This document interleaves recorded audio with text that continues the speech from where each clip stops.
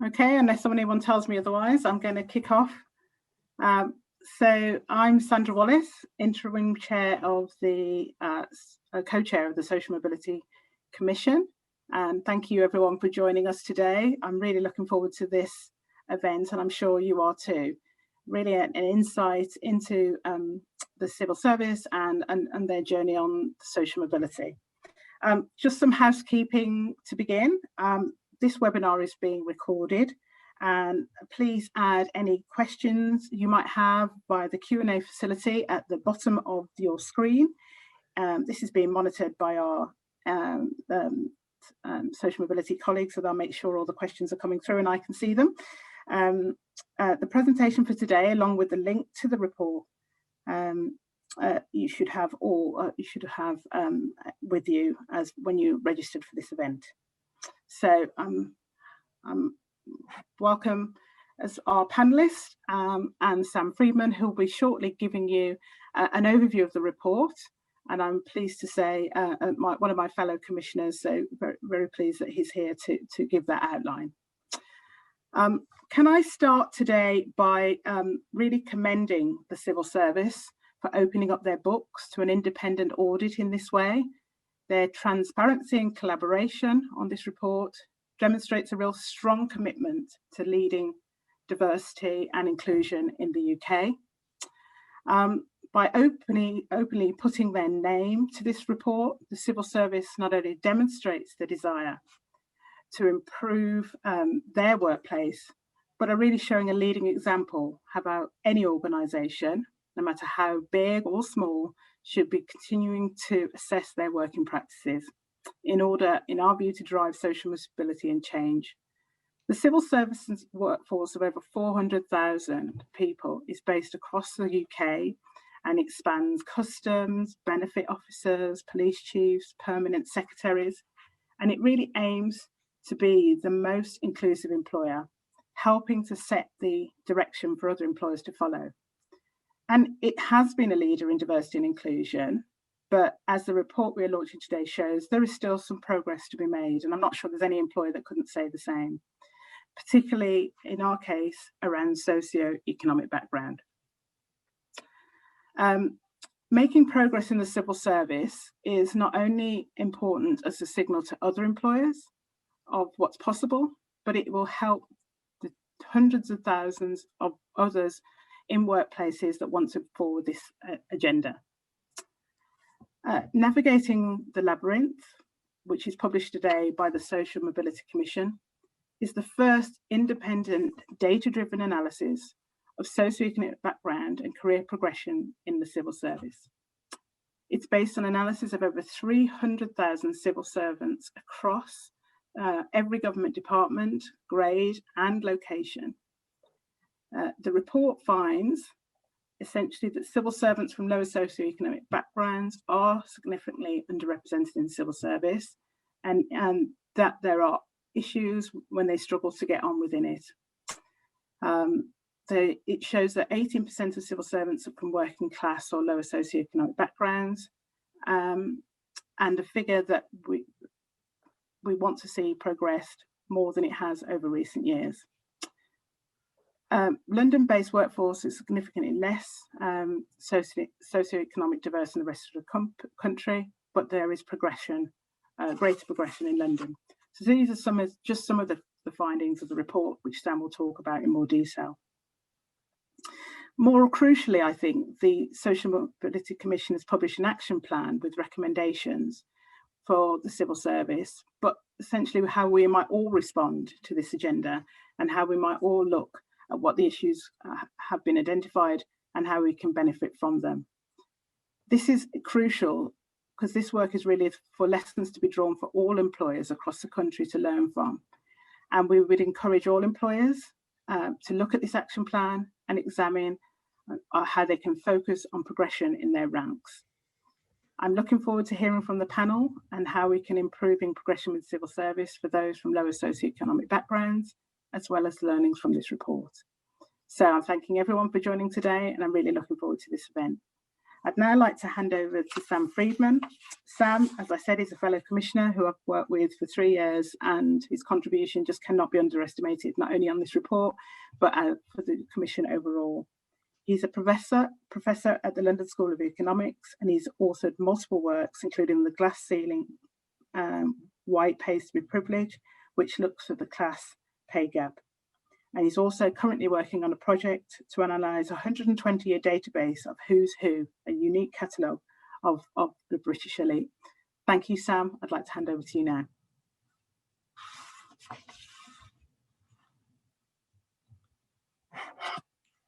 Thank you so much, Sandra.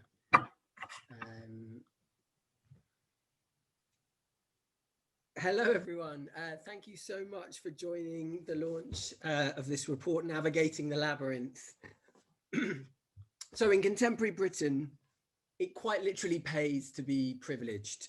We know that even when those from working class backgrounds gain access to the professions, they go on to earn on average 17% less than their colleagues from more advantaged backgrounds. And this class pay gap persists in significance even when they have the same education, have the same level of training and experience. But what does this class pay gap mean for employers?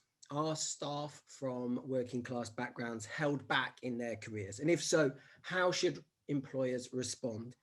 Now, I think the civil service is uniquely placed to address these questions. It has really led the charge on social mobility in recent years, particularly the groundbreaking work on reforming the fast stream, led by Nick Miller, who is one of our panelists today. But I think it's fair to say that so far, interventions have focused largely on outreach and recruitment. In other words, who gets in? In this project, we wanted to shift the focus from access to progression, to ask, how does a person's socioeconomic background affect who gets on in the civil service? And we tackled this in 2 stages. First, we examined the Civil Service People Survey, looking at all 4 collected measures of socioeconomic background detailed here, but focusing in particular on parental occupation. We do this for several reasons. First, because it provides a symmetrical view of civil servant social mobility, comparing their own occupation to that of their parents. Second, because it allows us to analyse those who have both disadvantaged and advantaged socioeconomic backgrounds. Third, because it allows us to benchmark against wider labour force and historical civil service data. And finally, because it's now the key question that the Social Mobility Commission recommends employers adopt when measuring socioeconomic background. Now, based on these results, we then followed up with 104 interviews in 4 departments with those in grade 7 and above. So that was in transport, HMRC, Treasury and Cabinet Office. And these interviews were aimed to capture a broadly representative picture of each department in terms of course, socioeconomic background, but also other demographic characteristics. So how socioeconomically diverse is the civil service? Well, this graph answers that using that parental occupation question and then separating civil servants' origins into these 3 ONS socioeconomic classes. First, those whose parents or main breadwinning parent did professional or managerial work. We refer to those as coming from high or advantaged socioeconomic backgrounds. Second, those whose parents did intermediate jobs, shop owners, secretaries, for example. And finally, those whose parents did solidly working class routine jobs, cleaners, labourers, those who were long-term unemployed. And we refer to those as coming from low, disadvantaged or working class backgrounds. And what this shows is that the civil service workforce is significantly more advantaged than the UK as a whole, and to a lesser extent other professions and the public sector. But of course, these overall figures hide significant variation. First, by region, you can see here that civil servants working in London are significantly more likely to be from advantaged backgrounds. Second, it hides variation by department. Departments like Treasury, as you can see here, are significantly more exclusive. And finally, it hides variation by grade. And this is in many ways the most important graph in the presentation. It shows very clearly that civil service gets more exclusive as you at every grade of seniority. It's also notable that we can make a comparison over time here, and albeit a limited one, by drawing on data collected on the senior civil servants in 1967 by Halsey and Crew. And tellingly, this shows that actually the proportion of SCS from high socioeconomic backgrounds is actually slightly higher today than it was over 50 years ago. However, and I want to make this very clear, we explain in depth in the report, this is driven in large part by the fact that there are simply more people from high socioeconomic backgrounds today than there were in 1967. So I would stress this doesn't necessarily mean the SCS is as exclusive in terms of recruitment as it was in 1967. And indeed, the proportion of SCS who have been privately educated has actually decreased.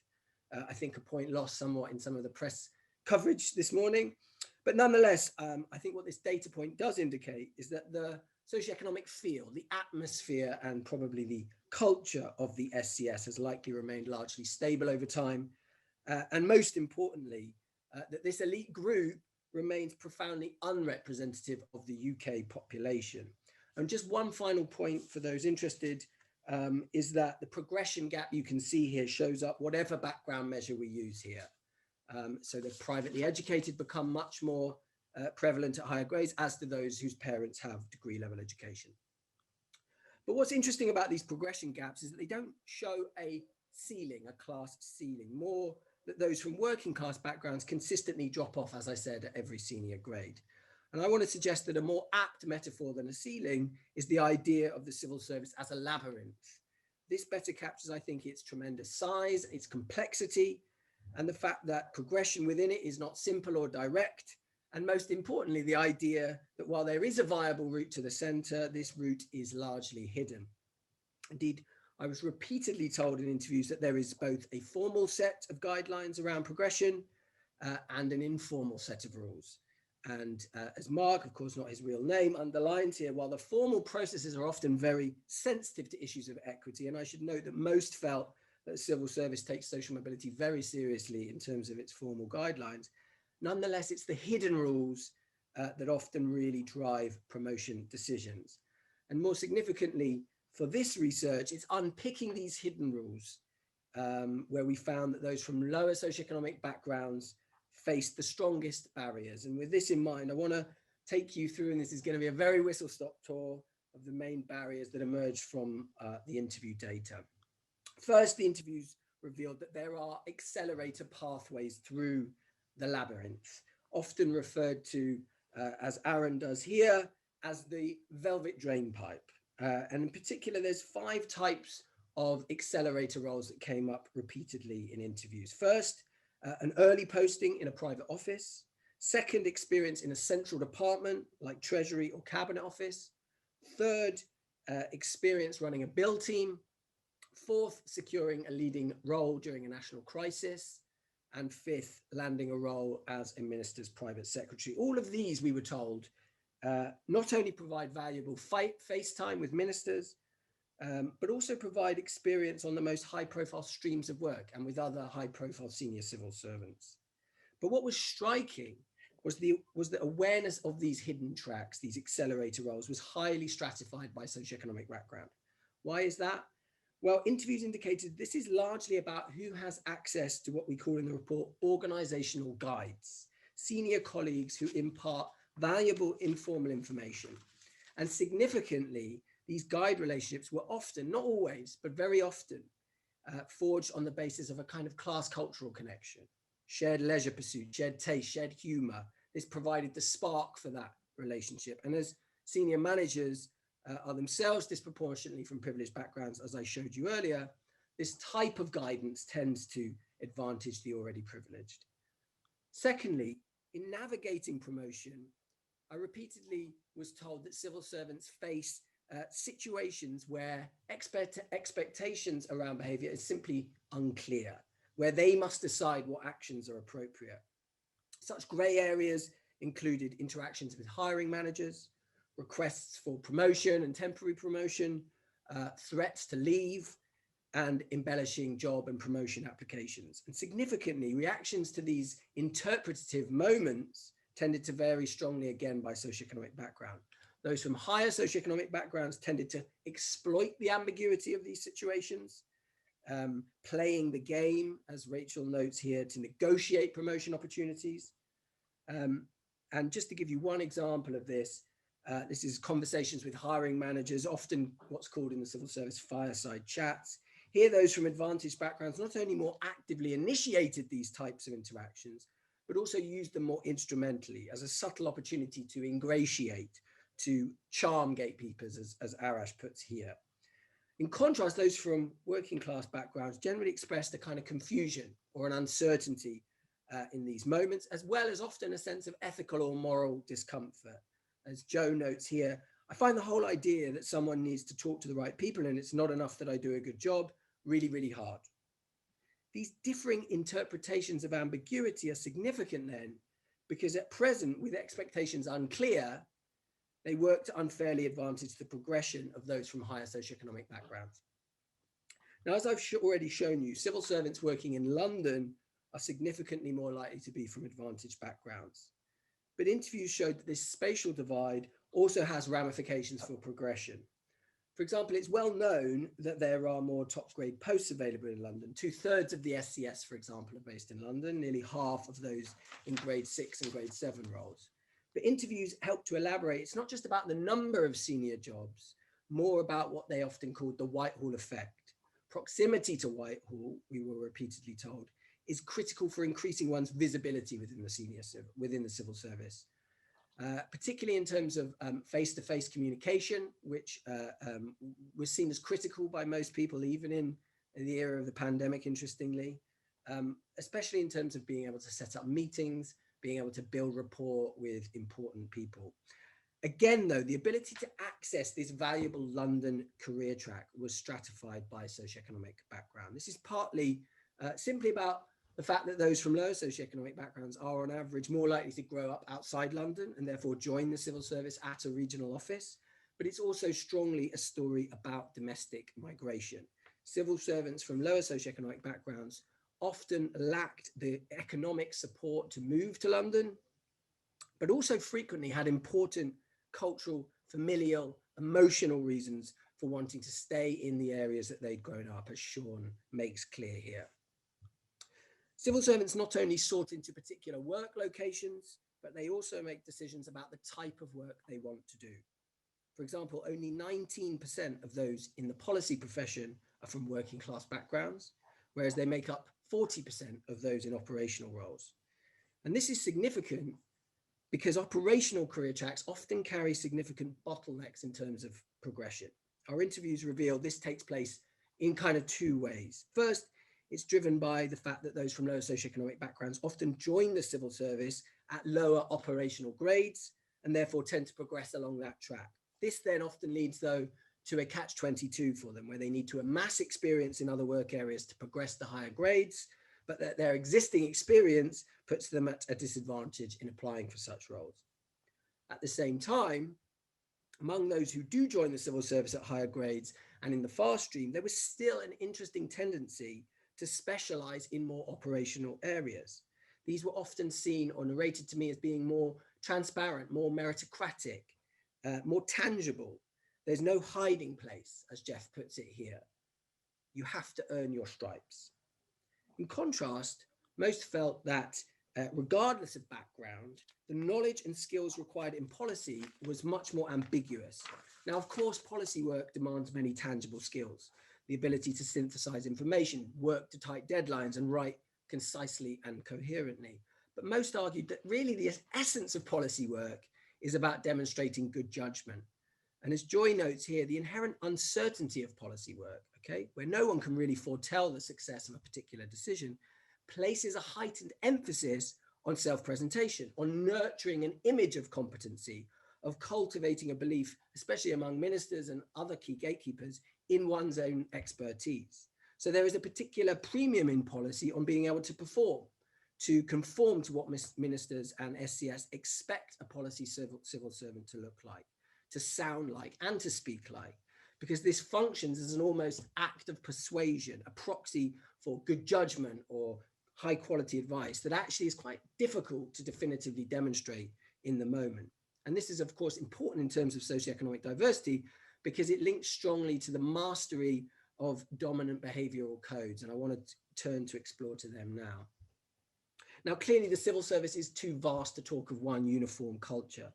But what I identified in interviews is that in prestigious departments like Treasury, to some extent in professions like policy, and within the senior civil service more generally, there are certain unwritten behavioural codes that underpin notions of merit.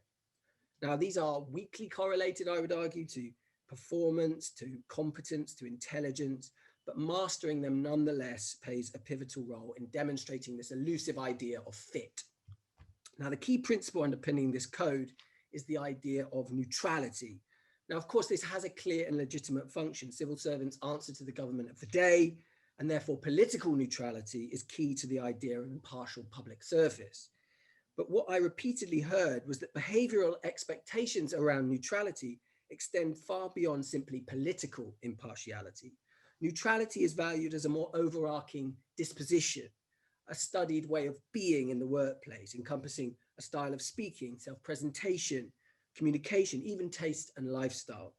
Now, I haven't got long to explain this, but I just want to hone in on a couple of areas quickly, particularly in terms of accent and style of speech. And central here was, of course, the idea of received pronunciation, associated with an advantaged upbringing, of course, and routinely, I was told, read as a signal of neutrality. And what's striking here in this quote, as in many similar comments, is how Isaac draws a connection between accent as well as attendant aspects of speech, such as speed, tone, timbre, and a wider conception of neutrality, of being able to carry out more objective policy analysis. And others similarly connected this idea of neutrality to other self-presentational behaviors, to being softly spoken, calm, unflappable, emotionally detached, restrained, understated.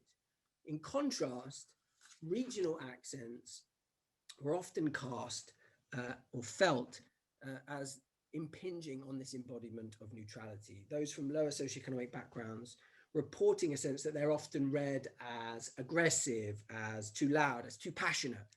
And of course, this feeling of not fitting in often strongly inhibits this idea of confidence that's often being noted as something people need to work on, as Lara explains here.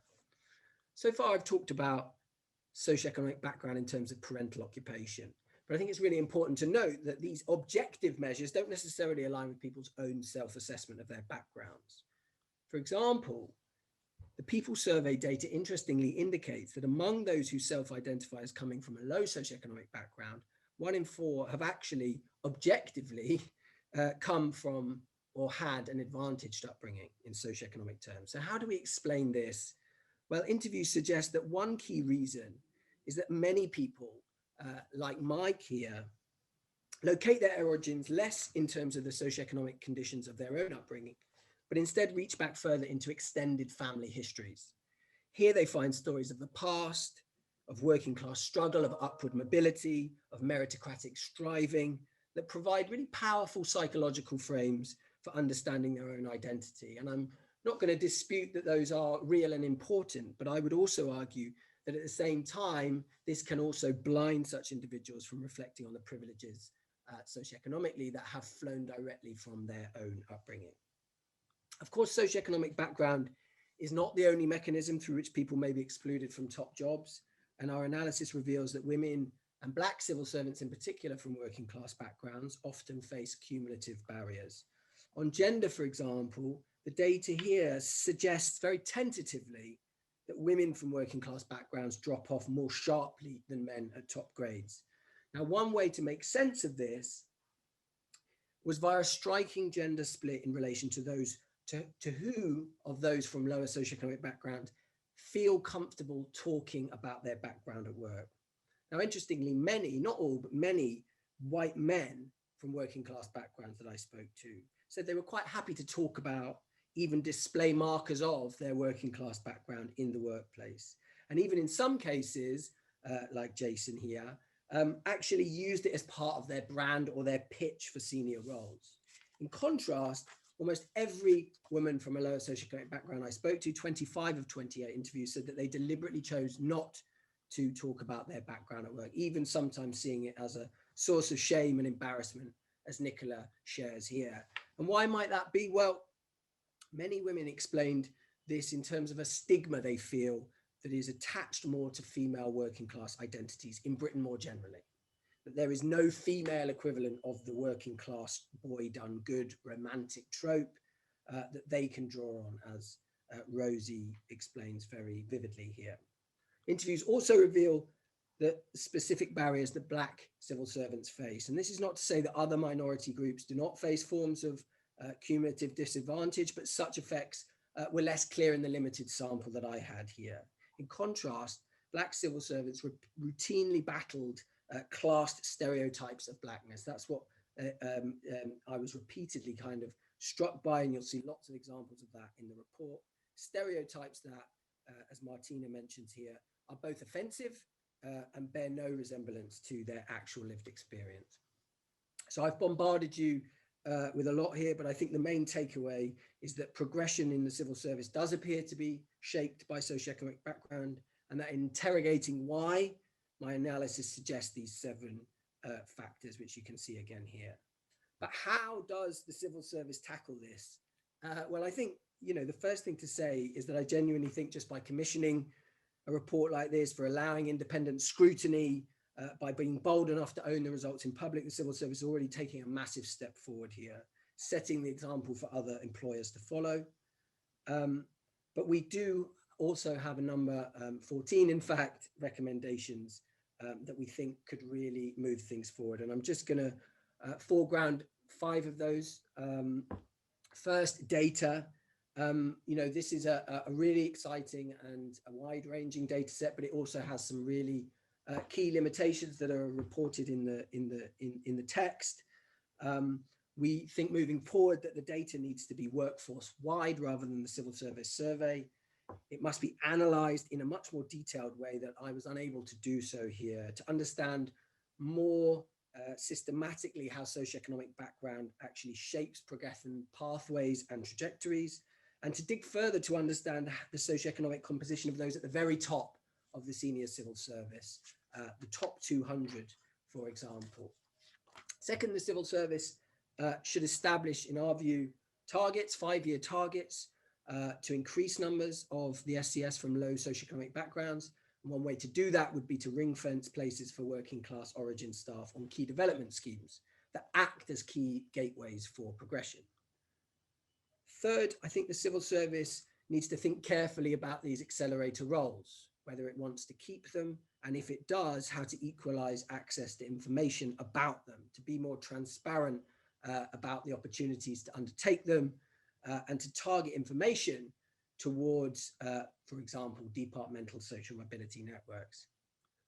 Fourth, they must formalize the informal. I think it's really crucial that specific guidance on good practice is provided in all of the gray areas that I mentioned earlier that are so key to how people approach promotions.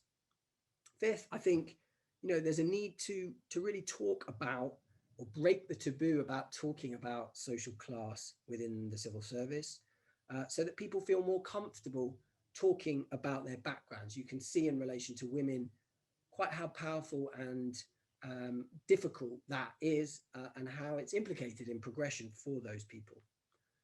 And finally, I think there is a sense in which these behavioural codes need to be thought about really carefully, particularly the ways in which existing development schemes may inadvertently reproduce dominant behavioural codes like studied neutrality that so clearly tilt in favour of the privileged. Just to finish, I would say implementing these recommendations isn't just the right thing to do. It's not just about challenging inequality, wasted talent, or continuing class privilege. It's about being a national role model for fair and inclusive career progression, which I think the civil service really has the ability to be in this area. And something that's particularly pivotal when your role, as it is for the civil service, is to design the public services that shape what Britain looks like and how it sees itself. Thank you.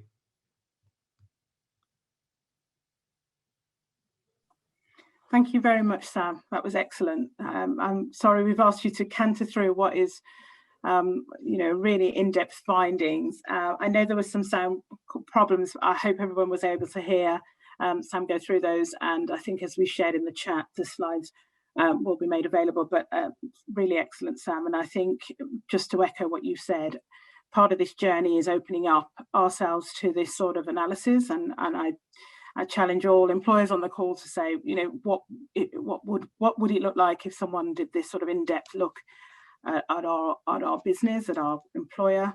And so this is really a starting point for, I think, for discussion in terms of what we could really be doing. Forgive me, sorry, I just realised I hadn't put my camera back on. Sorry about that. So I'm going to introduce you now to our panel.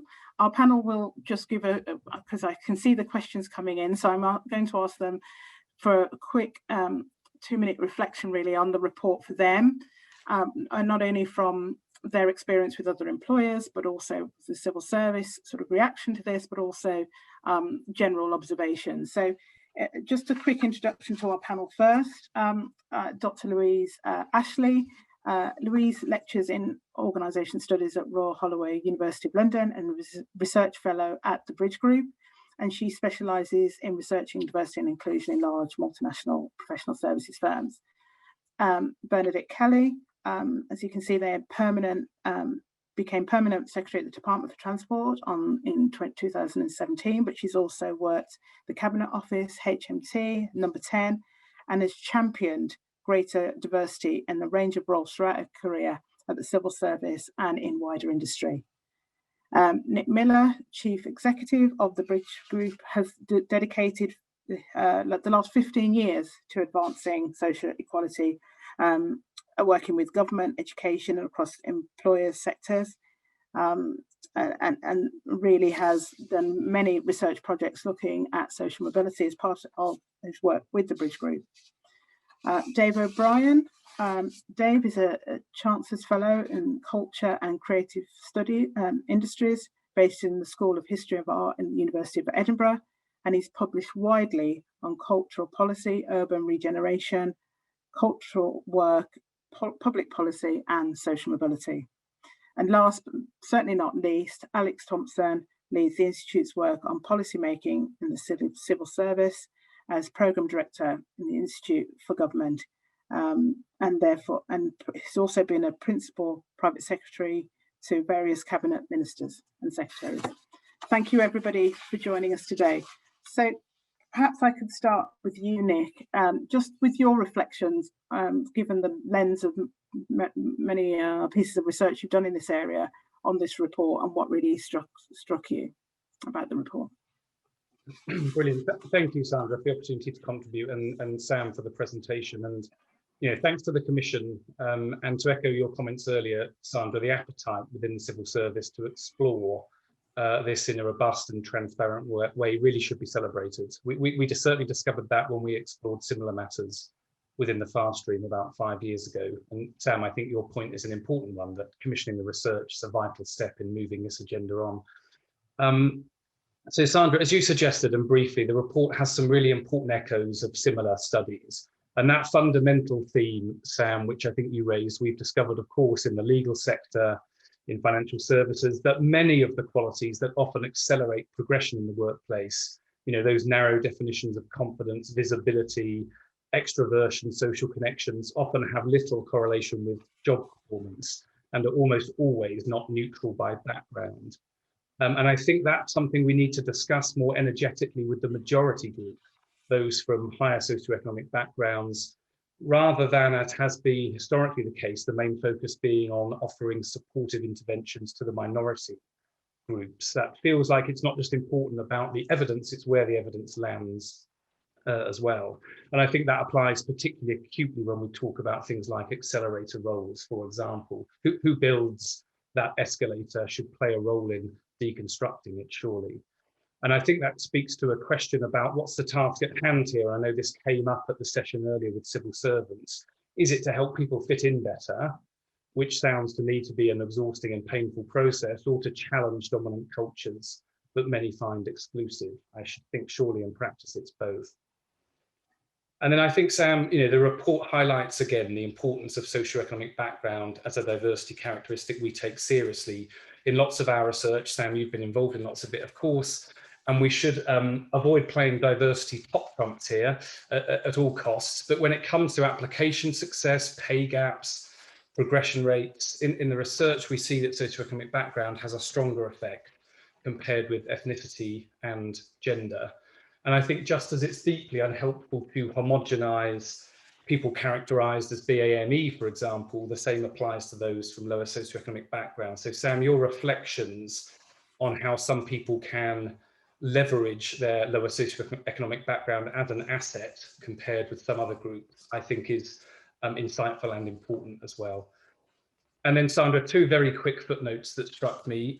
One, I guess by its absence, I think the focus on more equal progression in the civil service is hugely welcome. I suspect it might also be helpfully complemented by similar insights and recommendations relating to elected officials, ministers and MPs particularly. We might come to that towards the end, those to whom civil servants, of course, are accountable.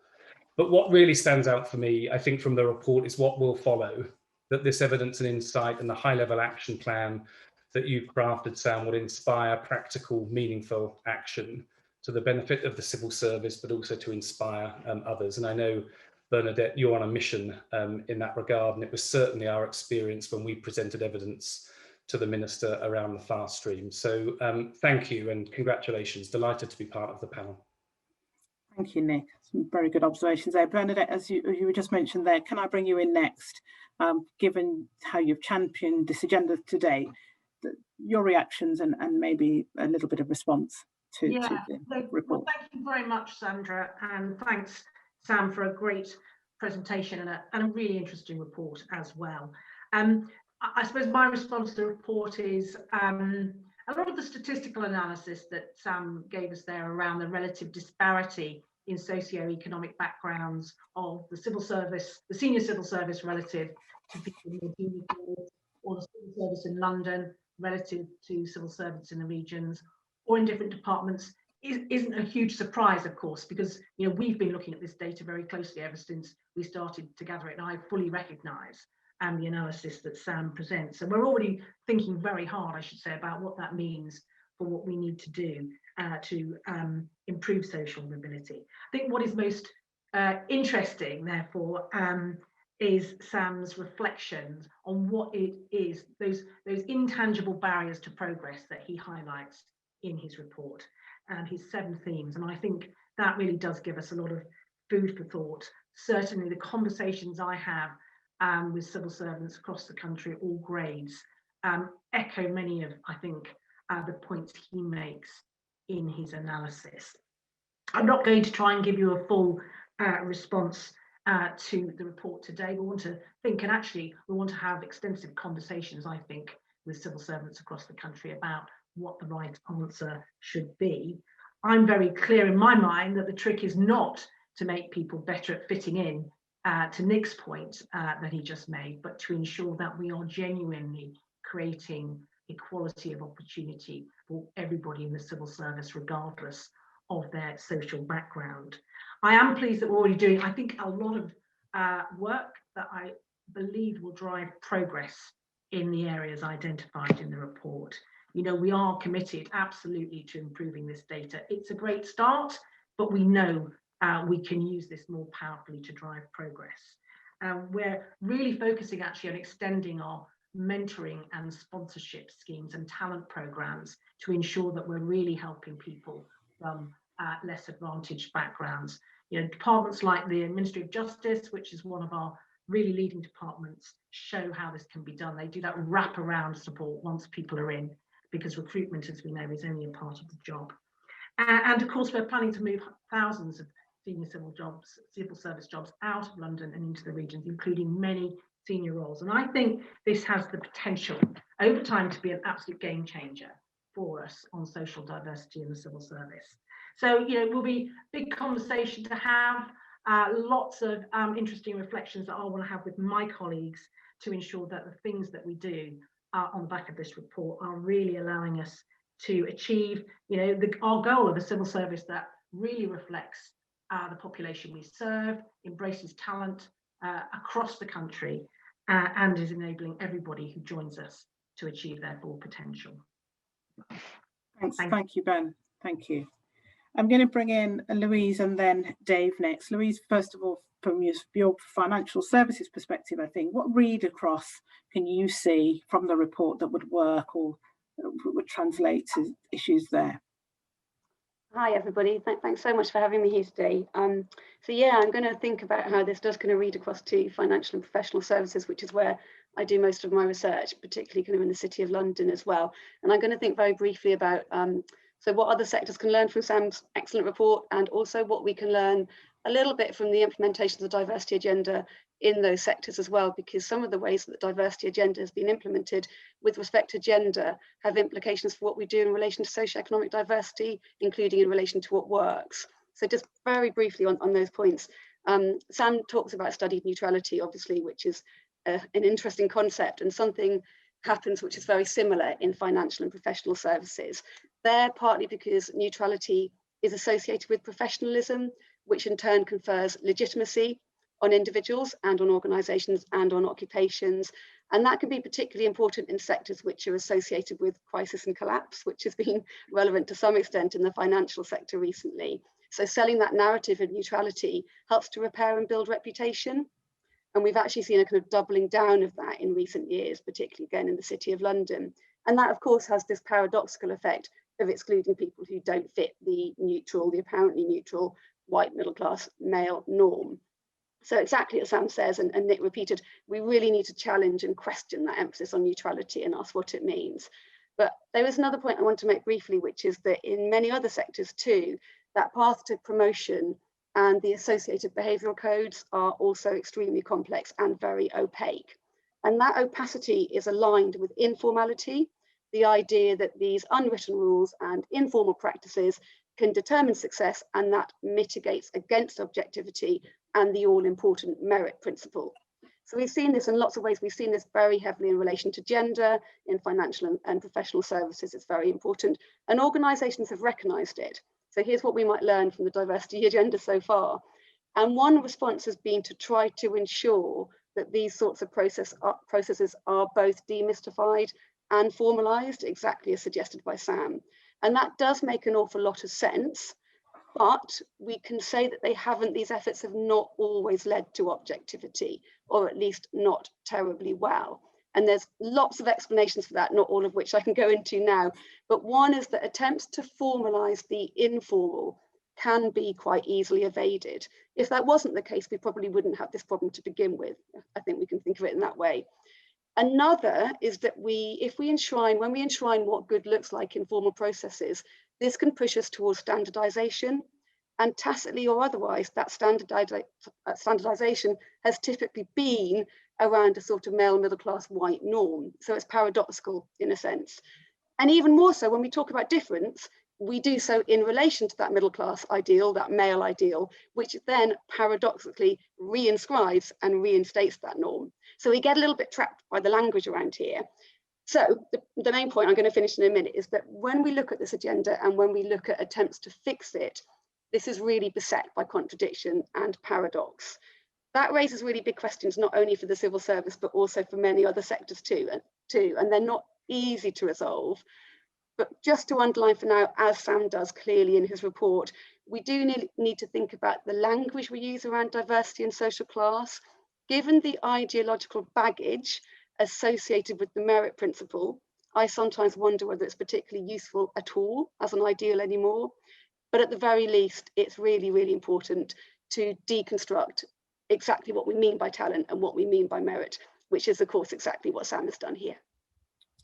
Thank you very much, Louise. Does that translate, Dave, into the creative industry that you're familiar with and work within? Yeah, I mean, Louise has basically made all my points for me, which is brilliant. The thing I was going to really try and tease out was this idea of an ideal type, and thinking about working with whether it's actors or authors, the music industry, theatres, film and television or whatever. It would be slightly strange if I started talking to organisations, practitioners, businesses there about you can learn from the problem of the ideal type civil servant and what that means. But I think what it tells us really is, as Louise mentioned, the need to kind of pull apart what people are comfortable with in assuming is the right fit for a particular role. And one of the things that's useful about the civil service work is the way it's tried to break down different roles and different levels or stages of career. If you look at the film industry, for example, one of the issues that the film industry has a kind of catastrophic problem with is gender in particular roles, especially around directors, producers, the kind of most senior positions. And this is kind of doubly is reinforced by class issues. And there's a range, as Sam's report points out, of kind of stages of career that we can understand how the pipeline gets leaky, to coin an inappropriate phrase. But actually a lot of what is going on is in the commissioning and hiring process, there is an association with, if you're a director, you're a particular kind of, unfortunately, posh white man who carries himself in a particular way. And that's not just what a director is, but it's what talent means as well. And I think one of the things that's really important in this is to take those insights that, ideal types are useful in some ways, in terms of decision making and in terms of, particularly decision making under pressure, but actually they carry huge amounts of baggage that can be incredibly negative. The other two things I'd say very quickly are targets, and I'm really delighted that we're going to have a conversation about targets. Targets, I think, more so than quotas, are at least, a kind of an acceptable set of talking points. There's something that I'm, quite hopeful that if organisations like the Arts Council, the British Film Institute, had actually got into targets 10 years ago, rather than just the slightly vague language of a creative case for diversity, then we would see a very different makeup of our cultural and creative workforce. And then I think, and apologies, Alex, if I'm about to kind of preempt what you're going to say, I think learning from history here is really important. It's quite striking that, we've seen moments in the civil service's history where there have been big questions about what is the civil service for, what should it do, what kind of skills does it need, who can get those skills, how should we provide them, how should we develop careers. And I think that, kind of learning from history and asking these big questions about what did we end up with when we tried to do this, what did Fulton give us, what did Next Steps give us, these kinds of moments would be incredibly useful for artistic and cultural creative occupations to start to talk about, when have there been moments where we've tried to think about class from an intersectional perspective and changing workforces and audiences. What did we do right? What did we do wrong? Really insightful. Thank you. And Alex, I'm going to come to you last, just to ask you what you hope to see the civil service as well as other employers do as a result of this report. But I'm also going to get you to think about one of the questions that we've come in. There's been some great questions and observations coming. I'm going to also ask you to think about the question we've had in about policy and the fact that it should not be made without participation of those to whom it is subject, and what more can be done to get underrepresented groups at the policy table. So really your observations, and if you could really look at that question as well, that'd be great. Great, thanks, Sandra. Will do, and thank you to you and to Sam for the brilliant report. Really, really illuminating. I read it with kind of winces of recognition from my career in the civil service, and as someone who benefited from Accelerator roles and recognising the sort of performance around ministers to reassure in ambiguous situations and all of that. I think it's one of the services you've done, Sam, is to kind of put some really clear language around that and allow the civil service to talk to itself about those sorts of issues. And I think that was my first reaction to it, which is that it's easy to talk about cultural change in an organisation or in the civil service. What does that actually mean? That means thousands of specific individual decisions about organisational policy or recruitment decisions or whatever. So that sort of awareness is first base really on this sort of stuff. And I think the accessibility of the report is really, really important on that. I mean, beyond that, I suppose thinking about, Sandra, you asked the first question, what does the civil service need to do? I suppose I started thinking about this, locating it a bit, as Dave was saying, in the context of civil service reform. And there's been a lot of talk about civil service reform over the last couple of years, but it is a sort of perennial. And I think the insights around Accelerator roles. I don't think Accelerator roles are going to go away. They're always going to be private offices or roles where people get more exposure and build contacts. But I do think there's an opportunity to think a bit about how those jobs are done in the civil service. Is the private office model right? What does a 2021 private office look like, and how can those jobs be done in different ways, in different locations, job sharing, other ways of doing them, and identifying role models around that. So sort of serious examination of the Accelerator roles. I think there's also something about, and this is amplifying the action plan really, but the civil service continuing to work on the route to the top for people who are outside the classic policy profession and policy expertise. I think thinking about leadership and directors general, permanent secretaries, directors in departments, increasingly those skills are about being leaders and not necessarily needing the policy experience. So opening that up and the route to seniority for those who don't have what civil servants might think of as classic policy skills. Next, data, I just wrote down, Sam's made the point, others have made the point, but it's, so one of the things I've learned moving from the civil service to the Institute for Government is just how important data is in terms of building these insights, but that point's been made. Another thing that stuck out for me was civil service thinking differently about talent, and I think talent is quite a difficult word, it's quite a difficult concept. But you're thinking about it, links back to the leadership point I made earlier, talented leaders and leadership as talent.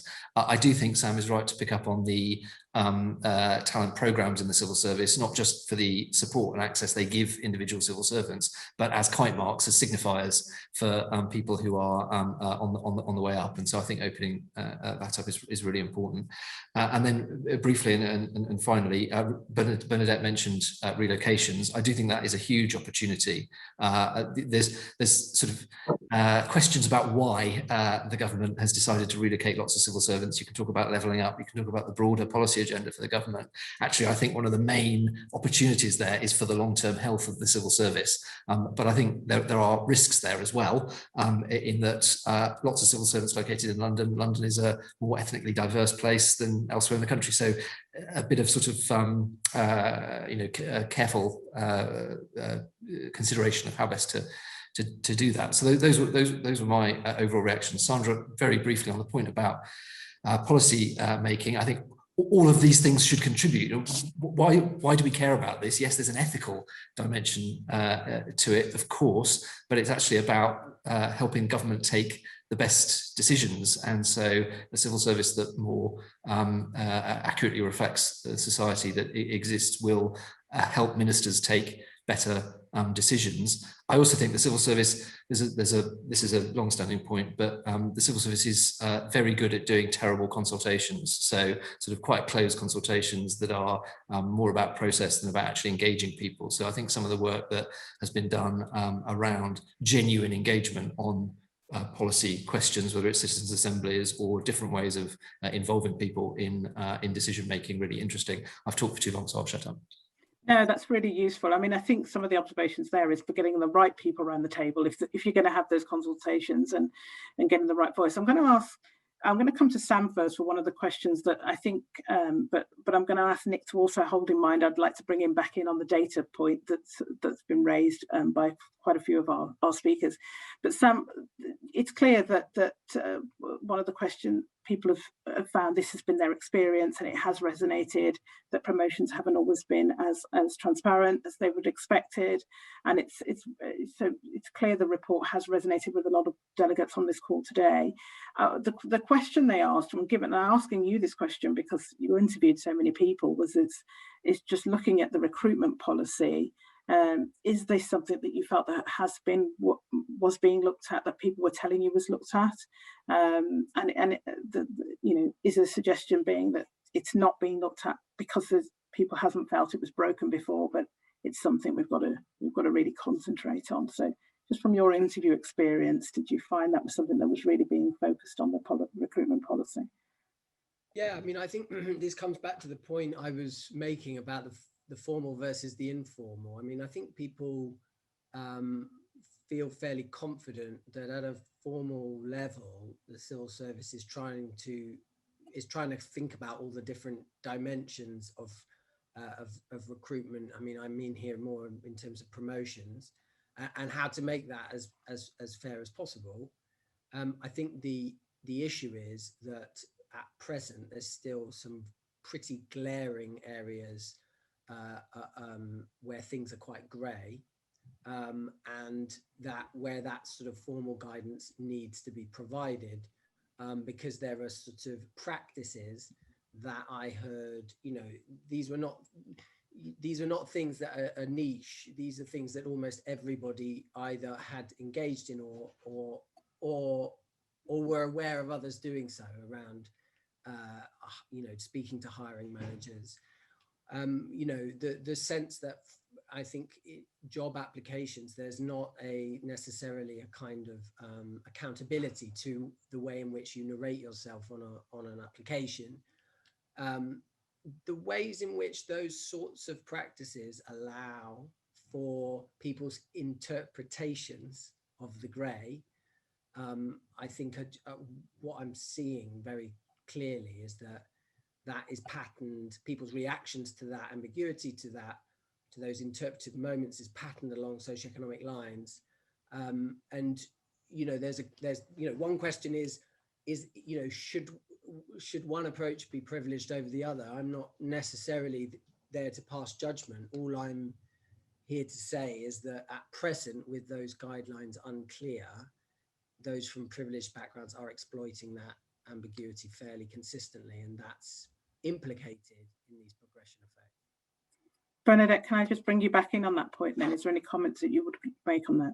I think this is a really, really interesting area, actually, in Sam's report, and definitely something we need to reflect on, because it does give us some challenges. I think we pride ourselves, and rightly in the civil service, on our fair and open and on fair and open competition for promotions as well. But what we're hearing here is that there is this grey area that Sam describes, which some people are better at sort of exploiting. And I think we need to think very hard about what we do.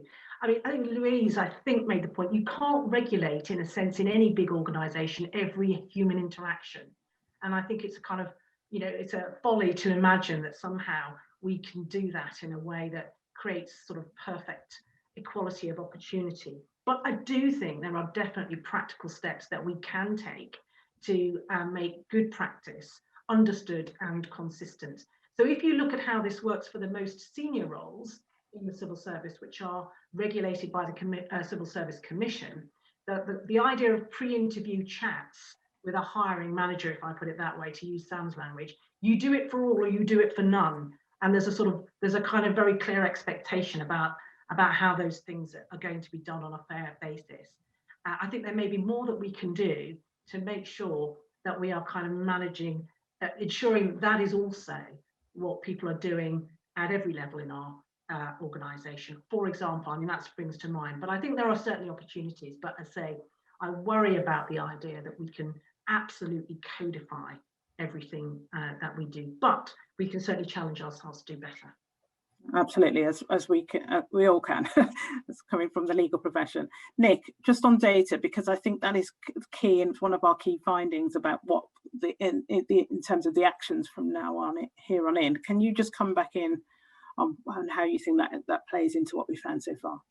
Yeah, I think it's been a helpfully kind of recurring theme here, Alex, as you mentioned. And Sandra, I was reflecting on this in light of the government-backed task force, of course, which both of you sit on, where data has been sort of a headline in the discussions there. I think the point I wanted to make is that the data is absolutely necessary, but clearly not sufficient. The data is essential in helping us focus on where we can make the biggest difference, evaluating where the change is happening. But I think, and Louise and I are publishing next week a report about the legal sector regulators. And one of the things, and Louise, please do jump in, we're counselling against there is that data cannot become the intervention. data informs what we do and evaluates what we do, but it cannot be the intervention. Similarly, targets help focus the mind. They help us ask really important questions and compel us to find the answers to them, but it's not the intervention. So there may be some employers out there thinking falsely, I think, about a chronology where they may feel that until they've got the data, they can't do anything. And I would just add a bit of balance and counsel against that. Thank you very much. I just want to try and get in one more question, if people will indulge me, because we have so many questions, and we'll try and answer those separately if we can. There was one question: does anyone on the panel have a view on whether civil servants saying the ambiguity is just words? For example, and they've talked about a previous report, do the panel agree these important departments have direct access to data to each have different cultures and to analyse and find solutions? So it's a cross-department question, perhaps for Alex, that the access to data across department so they can better find solutions working across the whole of the civil service.